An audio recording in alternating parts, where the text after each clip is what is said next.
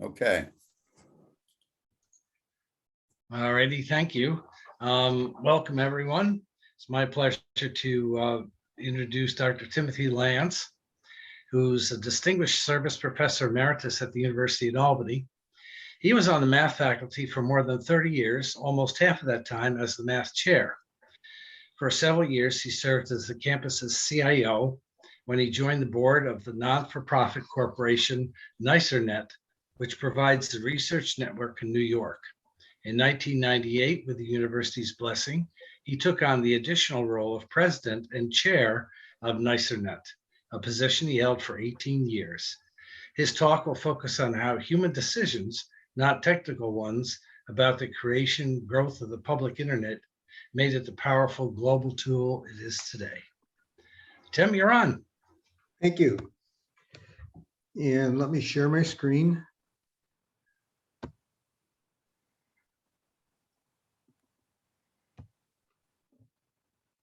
And then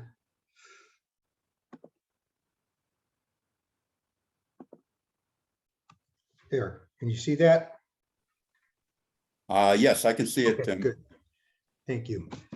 Hi, and thank you for inviting me to this. I've got a number of slides. They're mostly pictures, only a few times where I'll actually stop to give you a chance to read something. But the events in the Ukraine right now and our contention with Russia seem like a replay of history. A lot of this was developed out of our concern about competition with Russia and how do we protect the United States in that circumstance. So that's going to be my talk, what my talk will be about today. I want to start it going back to the two inventions happened before we had the birth of the internet. The first, what happened in the 1940s, pictured on the left standing is John Bardeen, sitting is Walter Brattain, and the other person standing is William Shockley. They shared the Nobel Prize in physics for the invention of the transistor. Mr. Bardeen was just getting started. He won the Nobel Prize again for figuring out superconductivity with two of his students.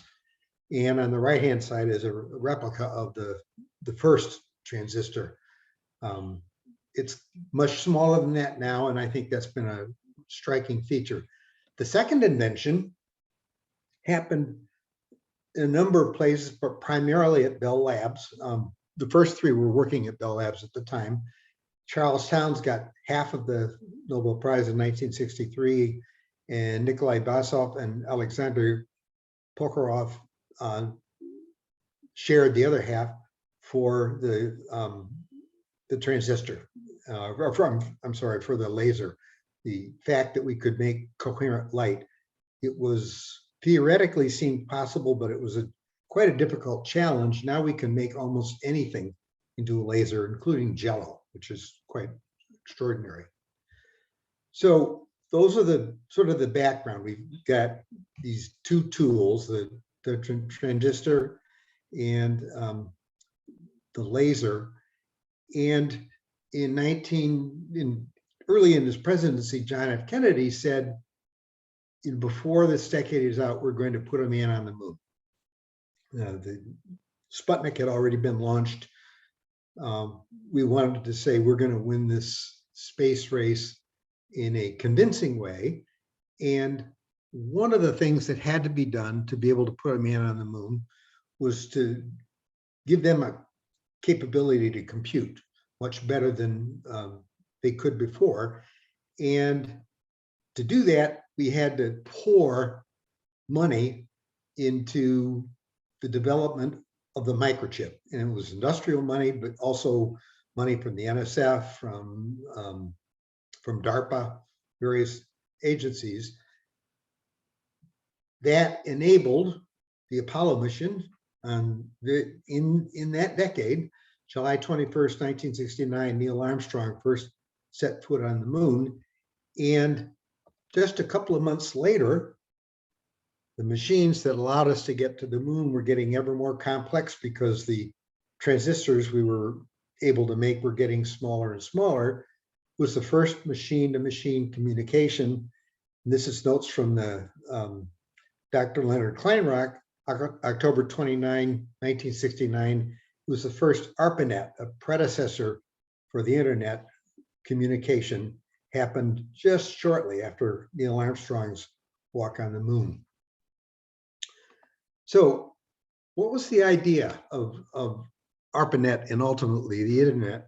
The thought was, if we wanted to protect communication under the phone system, if a line is down, the connection is down. And we wanted to make it not dependent on the route that's being taken. And the thought was, can we take a message? Can we break it up into packets, smaller packets, and ship them out each with an address so that it knows where it's supposed to end up, and with enough information inside to say, if all these pieces of this message arrive somewhere, it could be a picture, could be a video, could be an audio, virtually anything. But the idea was to break it up into packets and have it reassembled at the far end. That's the internet protocol. That was the idea of it, is to break a message up into little pieces. The original paper for the internet protocol was by Kahn and Cerf and Robert Kahn in a 1974 paper. It was just the first, it was an IEEE journal. This is just the first part of a page of that original 1974 paper by Kahn and Cerf. Quick overview of what it is. This is a picture, an idea of the TCP/IP stack. Think of the bottom layer of this thing is the whole of what you're going to be sending, that bottom row. And the information, that header information, is telling you how it's going to be transmitted and on what physical route. The next one in takes you higher up in the stack, and it gives you more information about what it is that you're transmitting. Higher up gets you into the transport layer, much more detailed about how the message, the heart of this message is going to be transmitted.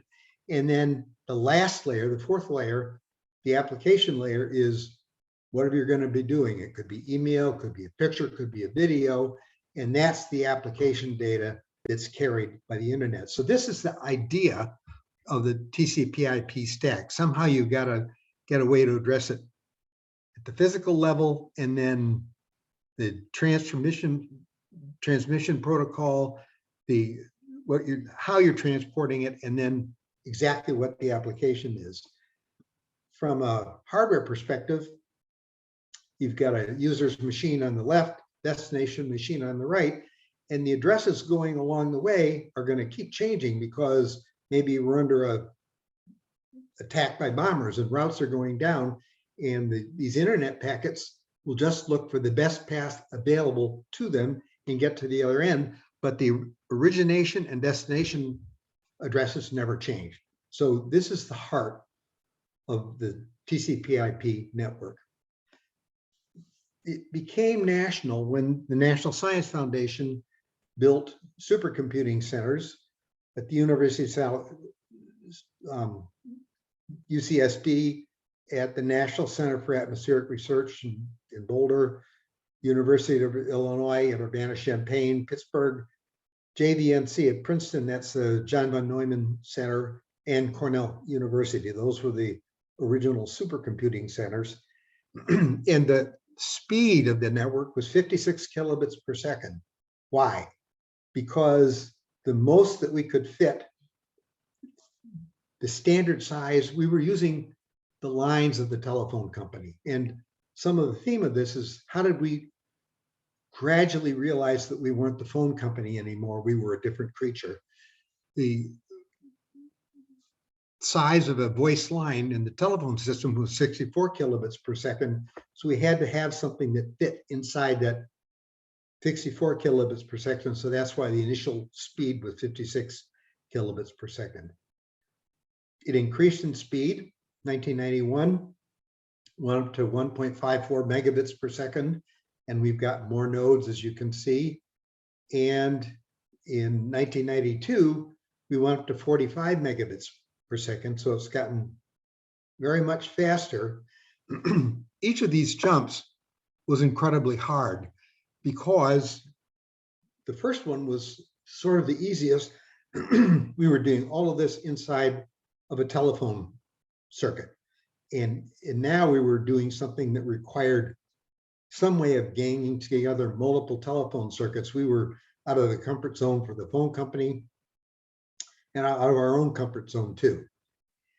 And I want to go back to, I guess, oh, heck, I got them out of line. I want to go back to this picture. I put it out of place. The real revolution happened back in when this went in place. This is the original NSFnet, the first picture I showed, 56 kilobit per second backbone. It was using a telephone company circuit. But at the same time, after this, the revolution was that in 1985, at the time of that very first circuit, the NSF put out a solicitation in 85 saying you hadn't built NSFnet yet. That picture was at the NSFnet, but we're going to seek grants. And I think what they expected was people were going to ask for money to pay for long distance to call into the nearest supercomputing center. So if you were in New York, the nearest one would be either Cornell, or if you were in New York City, maybe calling down into Princeton. But they expected long distance calls into the nearest supercomputing center. But two groups, NISANet and a consortium of the southeastern states, Suranet, decided to build a network instead of asking for money to build a network instead of circuits. And so Steve Wolf, who was the second program director for the internet project at NSF, wrote in that second paragraph, the NISANet and Suranet examples caused this huge shift at NSF. It's not a single network, it's a family of cohesive networks that interoperate. So the idea that you don't phone into Cornell, but there's going to be a network in New York, which was built by NISANet, that will interoperate with NSFnet, was the revolutionary idea. So here we are, we're back to our original one, but now in New York State, there's another network, and it attaches at Cornell, and it interoperates smoothly with this network, the NSFnet. So what were the human decisions? First, we decided in New York, we decided that we're all in this together. We're going to share the expense, and we're going to share the risk. New England also put in a network, NearNet, New England Academic Research Network. And in some sense, they were all in it together. They were all contributing sweat equity, but all the money came from MIT. The second was, should this network be controlled by the state or by NISANet?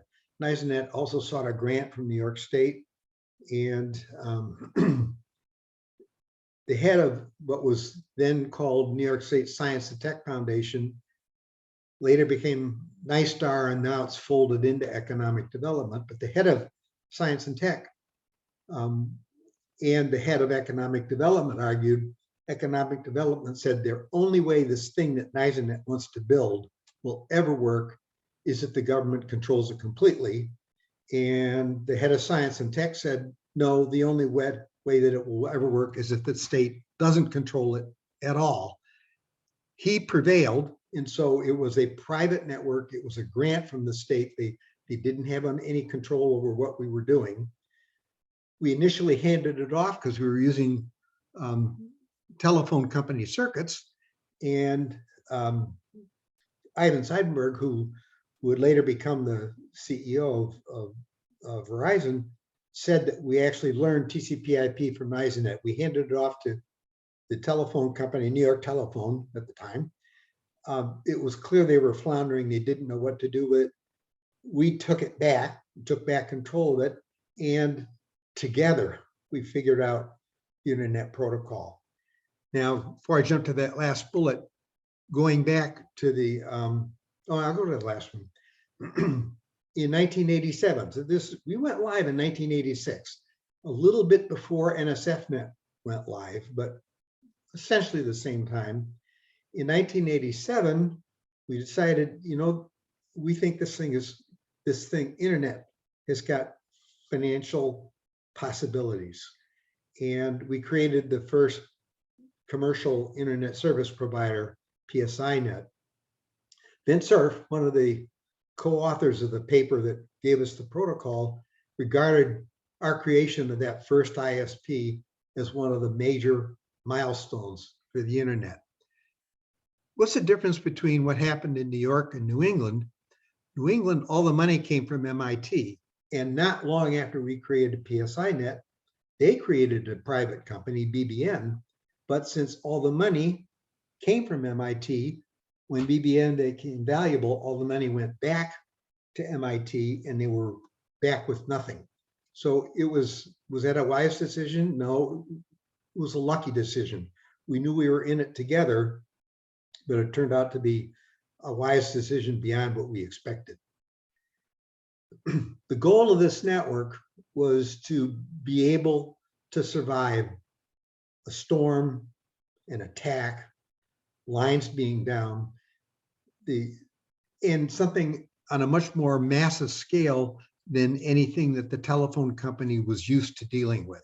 Something that could respond sort of independently of indirect human intervention.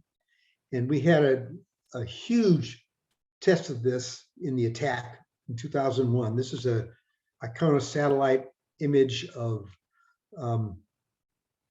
the World Trade Center, and I labeled the 140 West Street was the telephone company building. It serviced more phones than are in the city of Detroit. And this is in the summer of 2000, and this is shortly after the attack.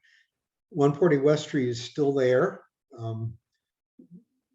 but barely. Its basements were flooded. Our network was broken there.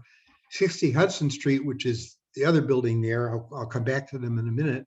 That's where our point of presence in New York City was. Much of that building lost power.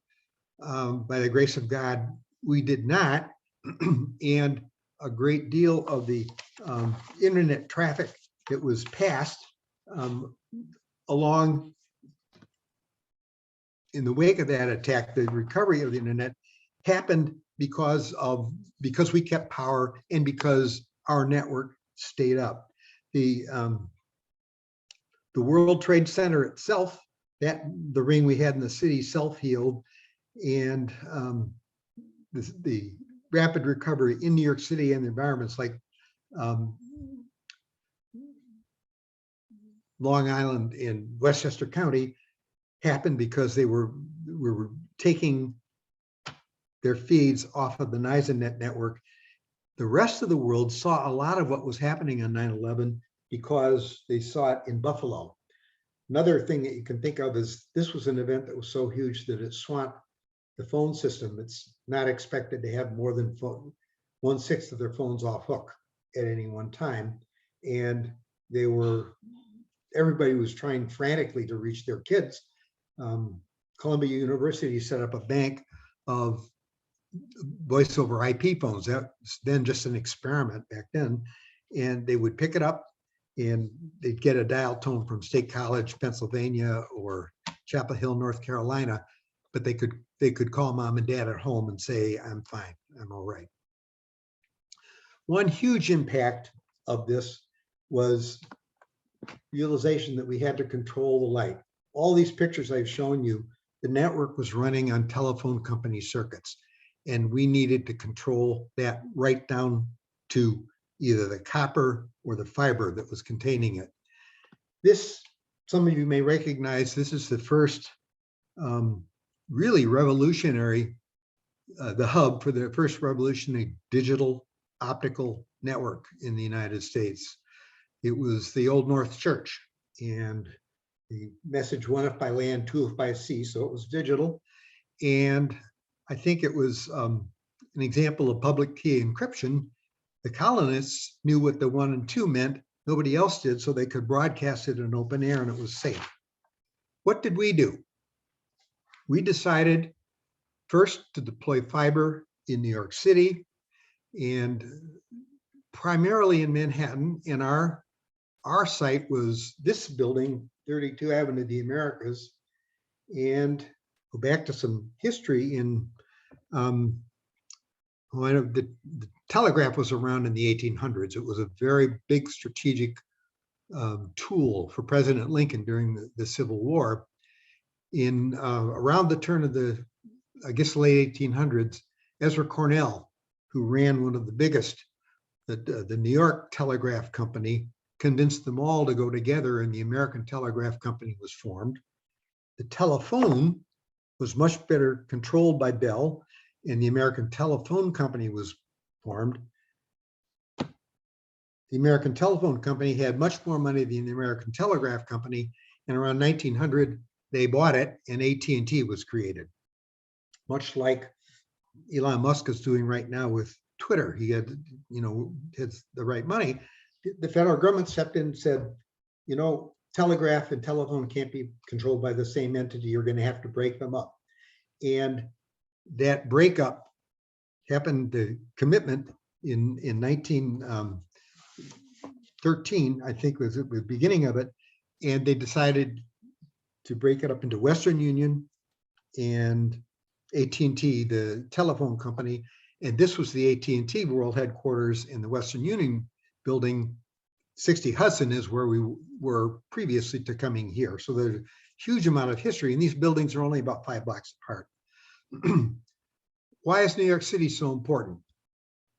Well, this is a map of it's now not up to date. This has been surpassed, but the cables crossing the Atlantic, they all come into New York City, and they all are right opposite our space in 32 Avenue of the Americas.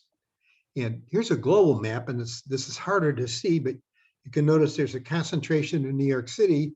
In Europe, they're spread out a little bit along the West Coast, they're spread along the coast, and nowhere else is there the concentration that we have in New York City. So that space is still the only place where every research network and every commercial network all meet in a single place.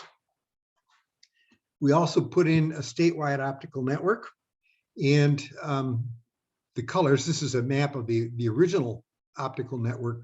Colors indicate that you can actually break this thing up into 32 channels. Now we can break it up into many more, but you can do separate internet on each of the frequencies that you've decided.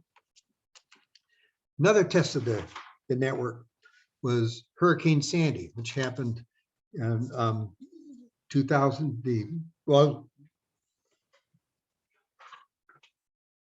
get the date, October 22 to 31 in 2012. This was a picture of Sandy beforehand. The path of Sandy, it slowed down a little bit as it reached the coast, which is why we didn't have worse flooding than we actually had. It ruptured gas lines, caused this horrible fire in Queens, a place called Breezy Point. Recently, there's a subway station in Brooklyn that has been in the news because of the attack. As it came into the station, about 2 blocks away from that is this station. And you see the frogman in the station flooded. This is from Sandy. The station where the attack occurred was similarly flooded. I don't have a picture of it. And New York City lost power. Primarily a substation along the East River was hit by some huge flying object, probably a bus, and took out power. And that loss of power, we needed the network and something like this to communicate. We needed the power to communicate. This is a picture that was sent to me by the head of ESNet, the Energy Science Research Network, that showing that during the midst of Sandy, they did a huge transfer from the Large Hadron Collider at CERN to Brookhaven, which was the home for the Atlas project, and they built most of the Atlas detector there.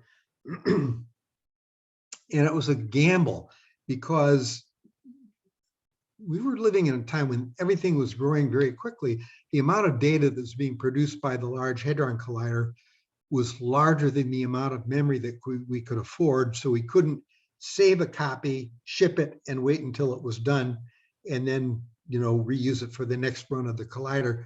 We couldn't afford that much memory. So on a wing and a prayer, they shipped this data off. Not a packet was lost in the midst of Sandy, but they were thrilled with it because a run of the Large Hadron Collider would have been lost had our network failed in the midst of Sandy.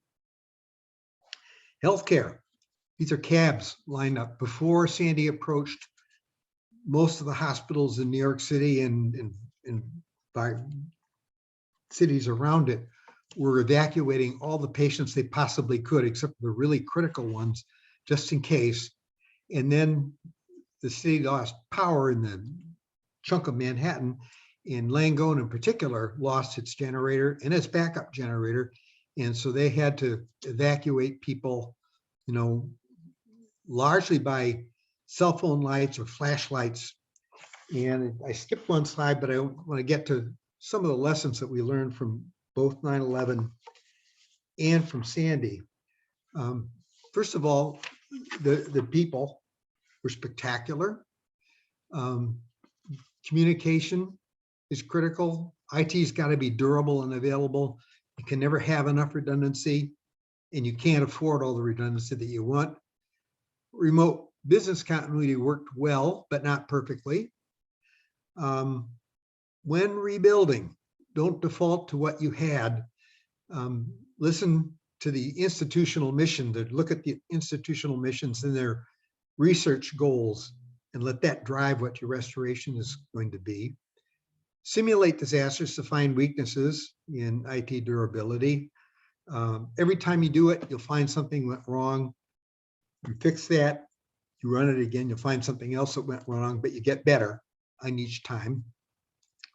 And share and learn from anyone who survived a catastrophe. And then conclude with, there's a lot left, but I want to leave time for people to ask questions. The black box. I'll put some of the things up there. There are more here. An issue that will not go away. It's here to stay. Is how do we make this network secure? We want our communications to be secure, and the people who want our communications not to be so get better at it than we did before. So I've got a couple of instances of security protocols that could be used to try to make the networks secure. I mean, as soon as you write one down, it's already dated because somebody's figured out how to hack it, but you've got new protocols making it more secure. There have been pushes to have control of the domain name and number space and make it open. This is something that I think the National Science Foundation in the US did very well. They created this thing called the internet in the United States. It got morphed enormously by NISANet and Suranet and all the others that then built these interlocking, intercommunicating networks. And the NSF at the beginning had control of all of it, and yet they handed it off in a reasonable way to ICANN and to country names for the name service. How do you control the numbers and names of the internet? That's critical. We still, nobody understands the internet protocol completely top to bottom. There's a huge amount of trust that's still involved in it. And And there's still things that we're discovering as we move along that we didn't realize probably 15 years ago.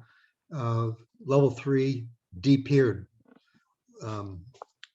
with Cogent.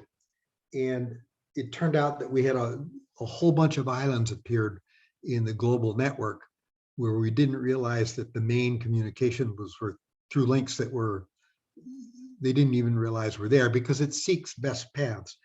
So as an example of something where we think, well, we don't like the Cogent business model, so we're just going to cut them off. And it didn't work. It cut lots of people off. Some of the estimates at the lower right-hand corner of this drawing is a paper. My son's one of the authors, that some of the predictions that we make about what we're getting out from either computing processes or network behavior do not behave nearly as robustly as we expect. And we've got some striking examples from healthcare where we have to give pause about what are we doing for estimating binary outcomes. You probably recognize the person in the middle, Mr. Snowden. He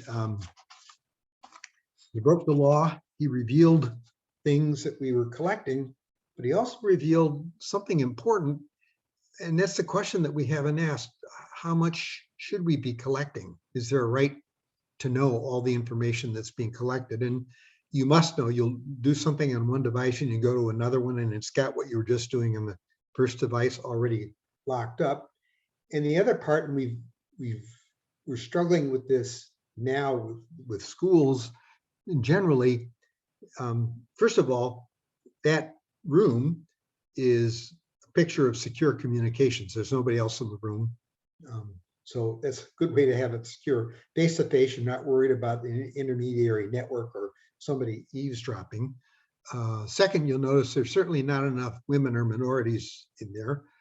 What really makes it not current is that the men are all wearing ties, which is unacceptable. And the person leaning up against the wall is Robert Oppenheimer, who was one of the authors of the atomic bomb. So just an example of stuff where we have a host of things where we're still discovering. The network is getting more powerful and more pervasive. The decisions that we made in 1985 to build a network, an independent network that could communicate independently with NSFNet, that same architecture, that drove a lot of the development of the internet. So things like the AS number, the autonomous system number, came out of that you'll have individual autonomous systems. So a lot of the communication that we're getting out of the Ukraine right now is because Elon Musk has got the satellite system, and when these boxes get to the ground, it's communication. They don't need to go overland via bombed out routes, but straight up to the satellite and out to get communication out.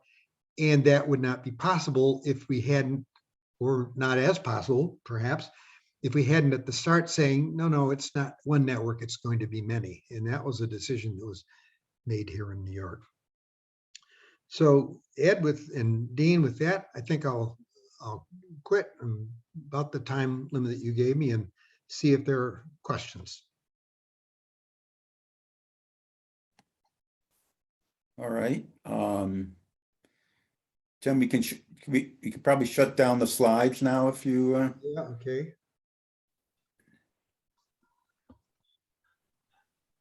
Stop the share. Yeah, there we go. Good. So, well, thanks. That was a very interesting and enlightening, Tim. Thank you. Do we have any questions? Let's see. Let me click on participants. Okay, it looks like we've got a couple, Sorrel and Neil and Dave. Wagner, do you see those? Yep. Sorrel? Okay, let's start with Sorrel. Right. Am I aboard? You Yeah, are. there you are. Okay, okay, Tim. Years ago, it used to be that if you invented something, you would get a patent for it so that you could eventually benefit from what you spent days, weeks, months, years working on. And I wonder, particularly now, over this last 20 years, 30 years, 40 years, 50 years, whatever they started with in the beginning, I wonder if they, whoever they were, some of the names you gave, but whether they had patents for what they did. And now we all see upgrading going on in the internet. Sometimes I'll have one to see, would you like to download your software? How about your hardware? Well, I may not have any hardware, but I have some software. And so all of these things occurring, which are expanding, I call it, I guess, the internet, but it's worldwide. Do patents go along with this sort of thing from the very beginning to what now keeps upgrading everything we do? I think the spectacular thing at the beginning, Sorrel, is that they did not try to patent it. And it's one of the reasons that it grew. And I'll give you a second example of that, sort of unrelated to Yes. but IBM, for instance, contributed a huge amount of sweat equity and equipment to this experiment that was going on, and they did not patent any of it. Now, did they get, had they patented it, would they have had sales equal to what they got by the explosion of the internet and people needing IBM equipment? It's a good question. My guess is they got a lot more sales by having the fact that it was wide open. As a wide open, yes, that makes sense. A second example of patenting, and has nothing to do with the internet, is not long after the completion of the Human Genome Project, and this was a US sponsored effort largely by NIH, and then there was Celera Genomics did a separate and different version of the human genome. We're realizing now we know less and less than we thought, but they were going to patent part of it. And President Clinton said, no, the human genome is going to remain forever open source. Had that patenting been allowed, I think we wouldn't have had the explosion in genomics that we've had, because the genome itself can't be touched. The Yes. machine could be patented. Got it. Okay. All right, Sorrel, is that any other questions? No, that was good enough. Thanks. Okay, then I can, David Wag, Dave? Hi, guys. Hi, Tim. Hey, Dave. This was fascinating to me, first of all, because some of the early parts of this, I was at least generally familiar with. I was at Stanford in the first half of the 1970s, and I recall reading a lot about and learning a lot about the ARPANET back then. So I had some familiarity with the details you were talking about there. I had not realized that when I arrived at Albany in 1985, that was about the time that you all were really developing this around here. As a matter of fact, I was on I guess it was a college of arts and sciences committee that was responsible for hiring Felix Wu, who was our IT guy at the time. And I had so many interactions with him about discovering new IP addresses and new interesting things that we could do. But I hadn't really been aware at how early in the development of NicerNet and so on, all of this really had been.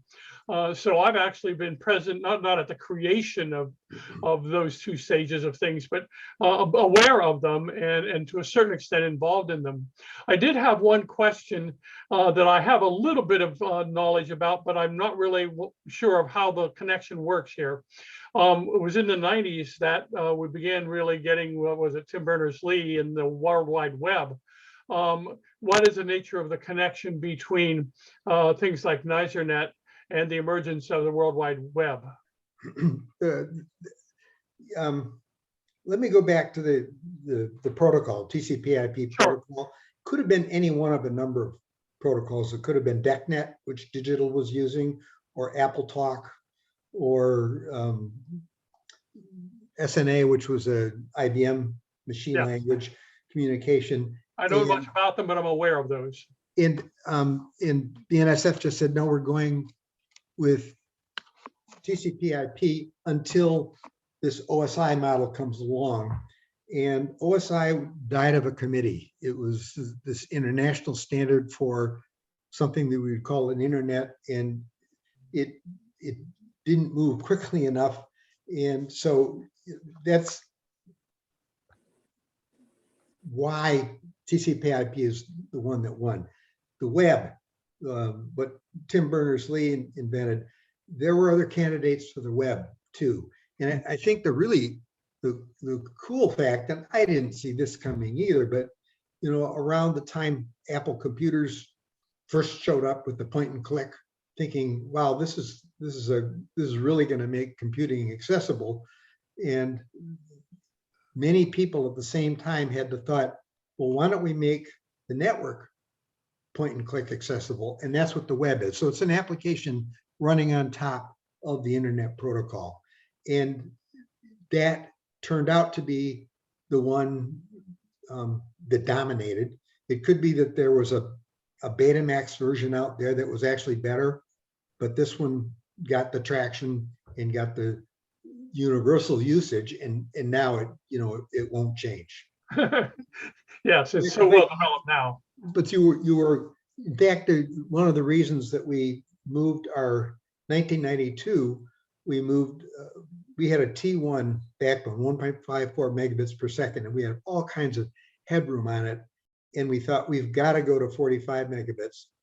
And that was a challenge. We used Sprint. This is just locally in New York. We were using Sprint, or the national company Sprint, but that was our carrier for building it out in New York. And we had the sole focus of their entire engineering department for about a month and a half while we figured out how to make something run this fast on telephone circuits.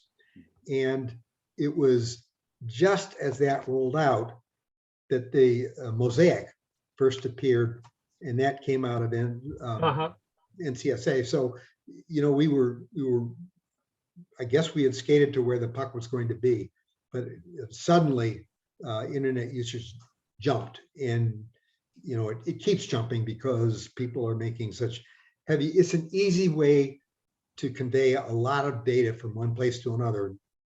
Not surprising that it's a sort of a dominant feature. Yes. On the network. Thank you. Okay.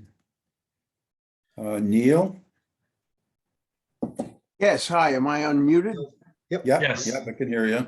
Yeah, I'm not terribly well versed in the technicalities of internet protocol, but it seems as though it's been fairly stable ever since it sort of was first introduced. And I'm just wondering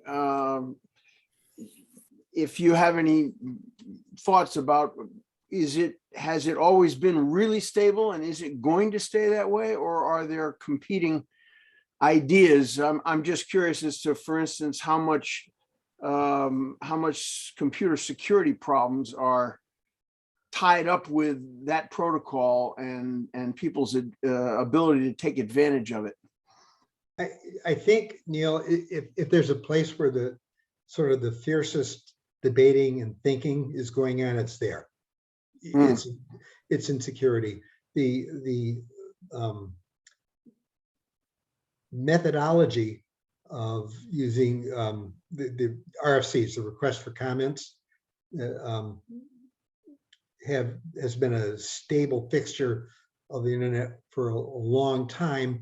And it's a wonderful way for people to say, I have this idea, and then the whole community reacts to it. There's an awful lot of the RFCs now are related to security or to finding, new viruses or something, right. Solutions to things like that.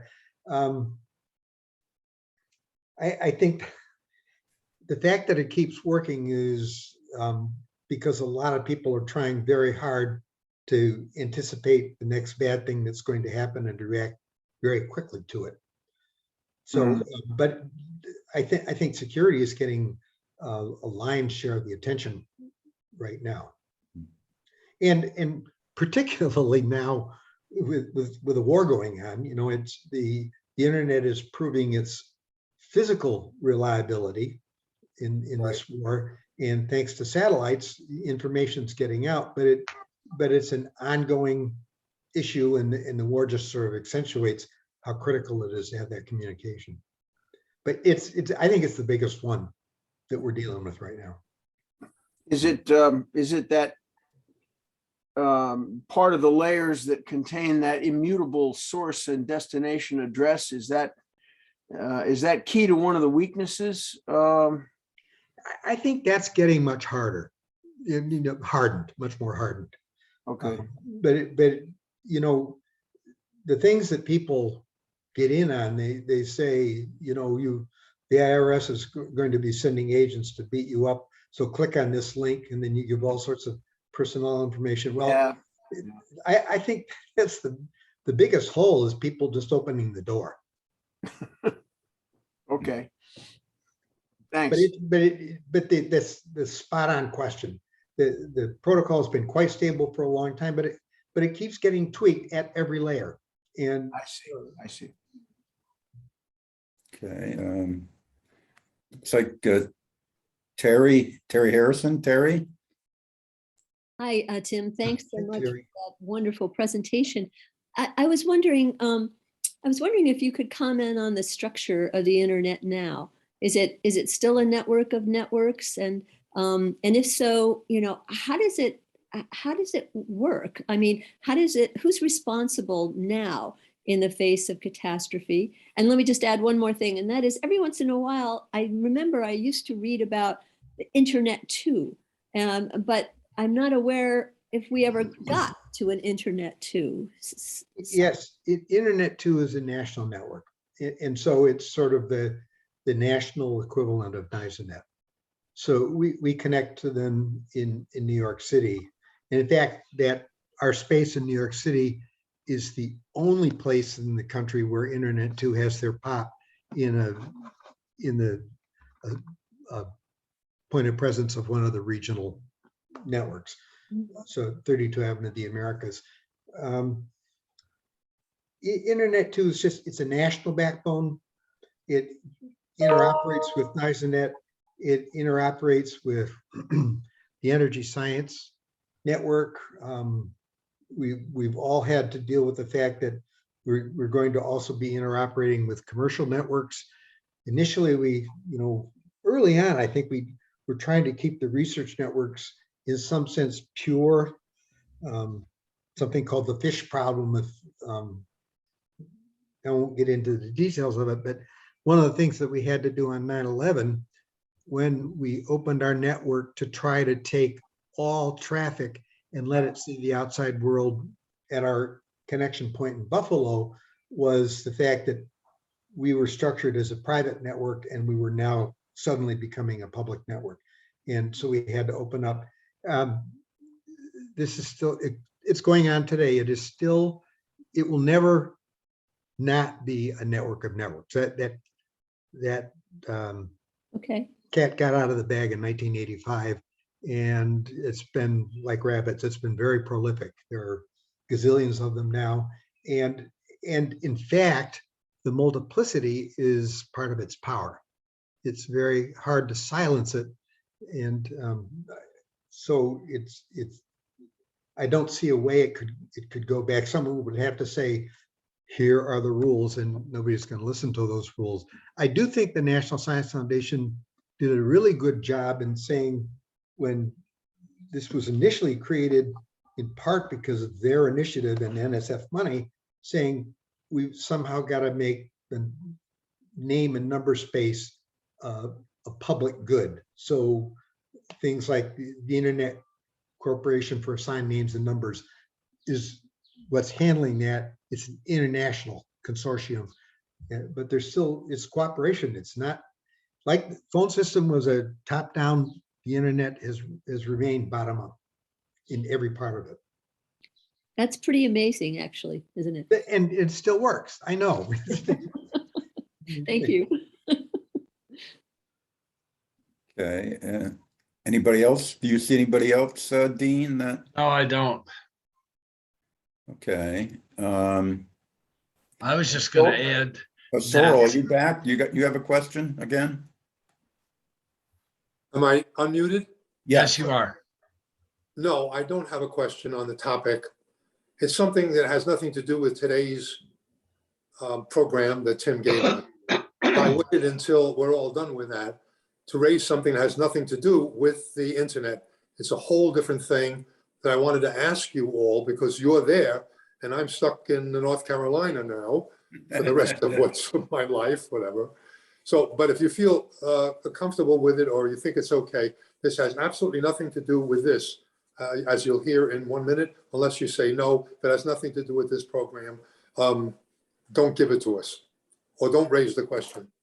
Okay, well, certainly, Sorrel, be happy to have you ask your question. I just had one question myself for Tim before we leave this topic and then jump to yours. Tim, it's just amazing how the internet has just exploded in a matter of a few decades, and how dependent we've become, dependent we are now on the internet.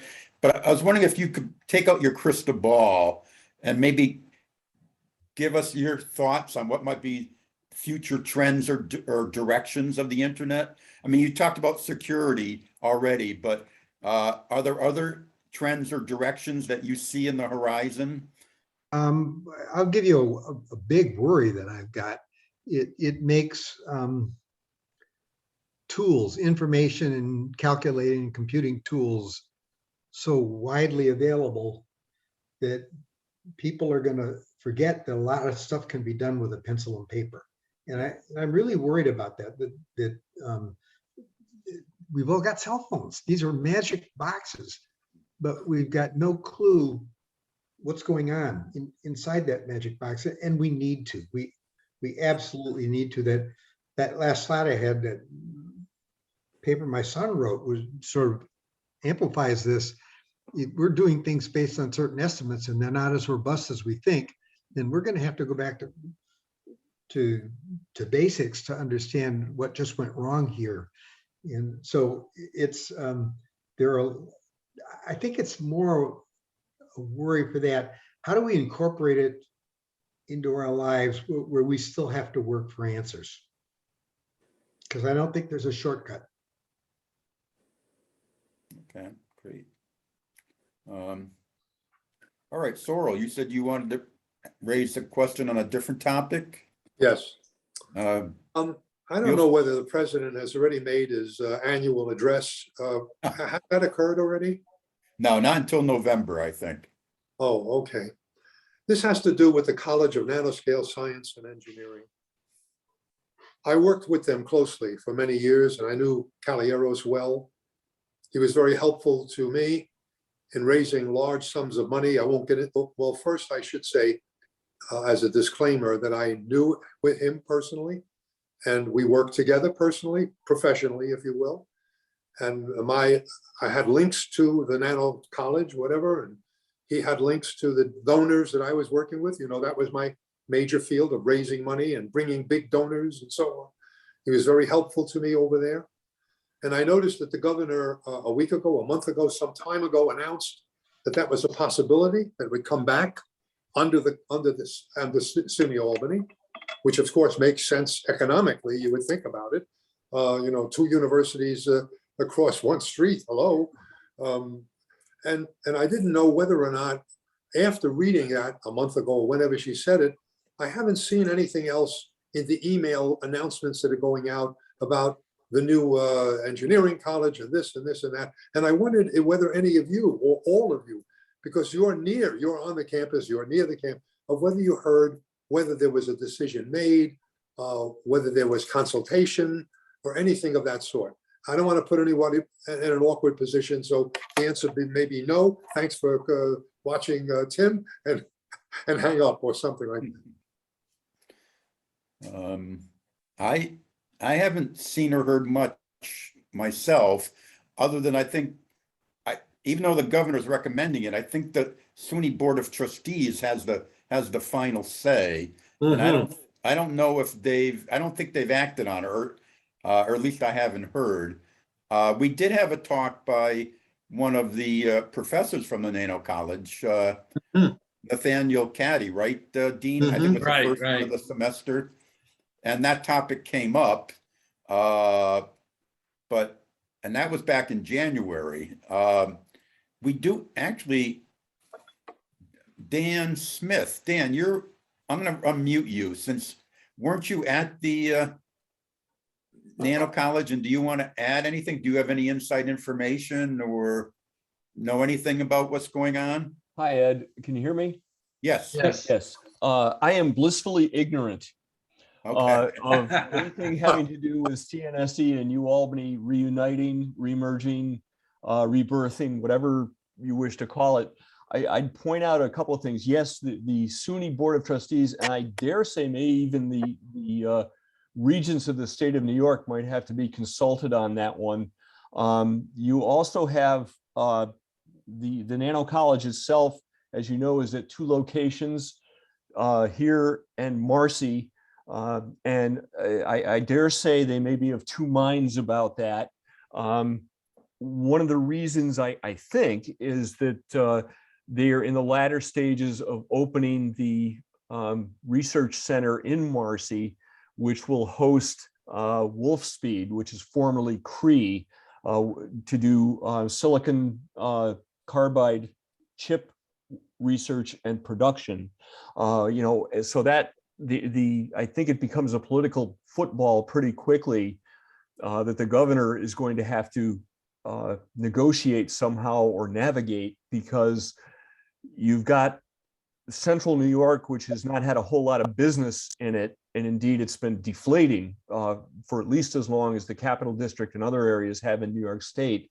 And to do that, you have to figure out, how do you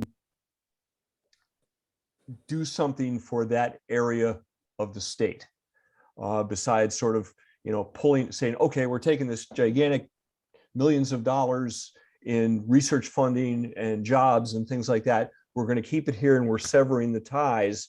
Where does that leave the Marcy campus and indeed the other colleges in that area, which include Mohawk Community College, Herkimer Community College, and Utica College, which is a private institution, to deal with things like that. So it's, like I said, I'm blissfully ignorant. I'm somewhat aware of the major issues involved, but I have not spoken to anyone connected with CNSE or Albany on those 2 issues. Interesting. And I'll weigh in a little bit on this. I have always thought of CNSC as being much more on the D side, and the UAlbany campus on the R side. And our new VPR got as his mission marrying these 2 together. I think if the 2 were to merge, it would be more than the sum of the parts. And that could actually bring a benefit to the Marcy area. And I hear what Dan's saying about the political and worrisome parts about it. Thanks for letting me get that going. Appreciate it. Thanks, Okay, Sorrel. Sora. All right, it's after 2:30, so if there's no other questions or comments, we probably should come to close. Like I said, this is our last webinar for the spring. We'll be announcing the fall program probably later this summer. And Dean, we do have a guided tour of the E-Tech building coming up in May, correct? Right. I was going to mention that on the 9th of May, those who have signed up for that tour will meet at the E-Tech building at 1:30. I'll be sending out a final message to those folks who are coming. The tour will take about an hour to an hour and a half. And we're all looking forward to that. The other thing I wanted to mention is, since this is the last time we'll be together on Zoom, I just wanted to remind folks that we do have the first iteration of our virtual book club. We have Frankie Bailey joining us on September 26th And we're encouraging everyone to read her book, The Red Queen Dies, over the summer. So you can participate on September 26th. And You'll be also in good news, we have secured the new vice president for research to speak with us in the fall. So we're looking forward to that. Great. And oh, it looks like, Dave, do you have a question you want to ask? I see your hand came up. Go ahead and unmute yourself if you do. Hi. Yes, just the other day, I decided I was going to go over to eTech to see where we would park, things of that sort. And I think you might want to send out a little bit of guidance about how to get to where to park. First of all, the one thing you cannot do is turn by the sculpture studio and go through there. That's only for buses. And you'll come to a traffic light and you won't be able to get through there. You have to go through the state office campus road system, and you have to go in and go all the way around the left side of the west side of the state office campus till you're already past the eTech building, and that's where you can turn in and find a place to park. It might be useful to send out a note to everybody about that so that they're sure how they can get to eTech. Yeah, that's a good point. I think you're right. I think the best way in is through the state office building roadway. You can, I believe, you can go through from the Bohr studio, that left turn. You have a double gate, and you can go on to the highway there. Well, I tried that, and unless there's something that I'm missing about some magic word that you can give. Well, the first turn, yeah, the first turn is for buses only. You have to continue in the left lane down further before you can turn in. I must admit, I did it once, and I wasn't terribly comfortable. I'll tell you, folks really breeze along that road. So, Dave, I think you're right. The best Yeah. I way think in is through the simplest way is to go down yeah. to the entrance to the state office campus and come Right. around that way. Right. But the other part of it was there's this lot H before you get to eTech, and where you can see eTech ahead of you. You do not want to go into lot H. You want to keep going around till you go past the eTech building, and just as you pass the eTech building, there's a right turn that will take you in there, and there's lots of places to park there. Okay, good. Great, thank you. So, Yep. so you will be sending out to those who signed up then a final reminder with all this information, Dean? Yes, actually, I sent you a draft, Ed, and Right. based on what Dave is saying, I did not include directions on how best to get there, and I think I should add that. Yeah. But yes, Sounds good. that I'll send that out in the next couple of days. Great. So hopefully we'll see at least some of you there. And if not, we'll definitely be seeing you again in the fall semester. So I think, again, I want to thank Tim for a very informative talk, and thank everyone for participating. Dean, any final words as program chair? I just want to get my 2 cents in too. Tim, that was fantastic. I mean, I started on the campus when there were no computers, and then there was something called the interim inquiry system, which you couldn't, do anything with except look up information. And then here we are with computers and computing and the internet. So for me, it made me feel very old, but I really enjoyed your perspective and your history on it. And I learned a lot from it. So thank you. I talked to Frank Lees a Yeah. couple of days ago, and I think I got my first personal computer. It was an Osborne, and it was in 1976 or something like that, with the money from an NSF grant. And he was not the CIO yet, but he was on. I had to go see him to get approval for this, and it came with some program basic, I think, a spreadsheet, and WordStar.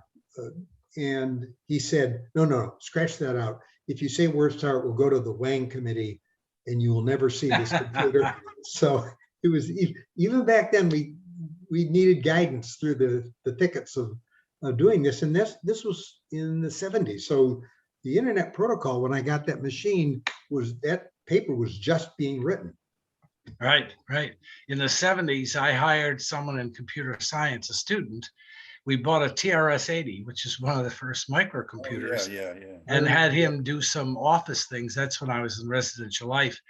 And I got in serious trouble by using funds from the office to buy this piece of hardware. So sure has come a long way. A measure of the change, yes. You, Yes. of course, have an internet connection. Of course, you've got a computer.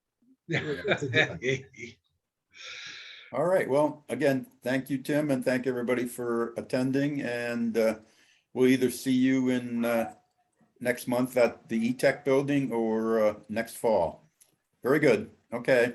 Bye-bye. Bye. Thank you. Bye. I